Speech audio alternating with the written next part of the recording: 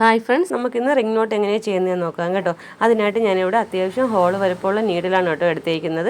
പിന്നെ നമുക്ക് ത്രെഡ് വേണം കേട്ടോ. ത്രെഡ് ഞാൻ എടുത്തേക്കുന്നത് 6 സ്ട്രാൻഡ്സിലാണ് കേട്ടോ ഞാൻ ത്രെഡ് എടുത്തേക്കുന്നത്. സ്ട്രാൻഡ്സ് എന്ന് പറയുമ്പോൾ ഇതുപോലെ ഇഴയാണ് കേട്ടോ, 6 ഇഴയാണ് കേട്ടോ ഞാൻ എടുത്തേക്കുന്നത്. 6 ഇഴ വെച്ചിട്ടാണ് നമ്മളിതുപോലെ റിംഗ് നോട്ട് ചെയ്യുന്നത്. അപ്പോൾ നമുക്ക് എങ്ങനെയാണ് റിംഗ് നോട്ട് ചെയ്യുന്നതെന്ന് നോക്കാം കേട്ടോ. അപ്പോൾ നമ്മളിതുപോലെ നീഡിൽ മേളിലോട്ട് എടുക്കുക.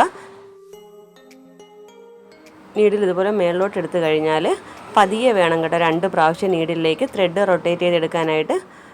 പതിയെ എടുക്കുക. റൊട്ടേറ്റ് ചെയ്തെടുത്തതിന് ശേഷം കുറച്ച് ലൂസായിട്ട് വേണം കേട്ടോ നീഡിൽ താഴേക്ക് ഇറക്കാനായിട്ട്. നമ്മൾ ഫ്രഞ്ച് നോട്ട് ചെയ്യുമ്പോൾ ടൈറ്റ് ചെയ്തല്ലേ ഇറക്കുന്നത്. അപ്പോൾ റിംഗ് നോട്ട് ചെയ്യുമ്പോൾ നീഡിൽ പതിയെ ഇച്ചിരി ലൂസായിട്ട് വേണം ഇറക്കാനായിട്ട് കേട്ടോ. അപ്പോൾ ഇങ്ങനെ ഇറക്കി കഴിയുമ്പോൾ നമുക്കിവിടെ ഒരു നോട്ട് കിട്ടും കേട്ടോ. അപ്പോൾ ഇതുപോലെയാണ് കേട്ടോ നമുക്ക് ഫുള്ള് ചെയ്യേണ്ടത്. അപ്പോൾ നമുക്ക് ഈ സർക്കിൾ ഫുള്ളും ഒരു 5 or 6 പെറ്റലായിട്ട് തന്നെ നമുക്കിതുപോലെ റിംഗ് നോട്ട് ചെയ്തെടുക്കാം കേട്ടോ. കുറച്ചൊന്ന് ഒരു 4-5 പ്രാവശ്യം ഒന്ന് പ്രാക്ടീസ് ചെയ്താൽ വളരെ ഈസി ആയിട്ട് ചെയ്യാൻ പറ്റും കേട്ടോ. പ്രാക്ടീസ് ഇല്ലാതെ പറ്റത്തില്ല. നമ്മൾ ഫസ്റ്റ് ടൈം ചെയ്യുമ്പം കറക്റ്റായി കിട്ടണമെന്നില്ല.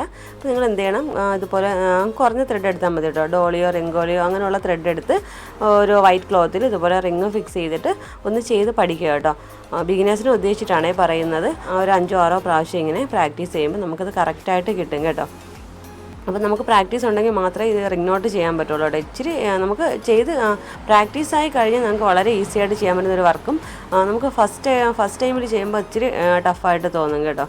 നമ്മളിതുപോലെ ഒരു 6 പെറ്റലായിട്ടാണ് നമ്മളിതുപോലെ റിംഗ് നോട്ട് ചെയ്തെടുക്കുന്നത് കേട്ടോ.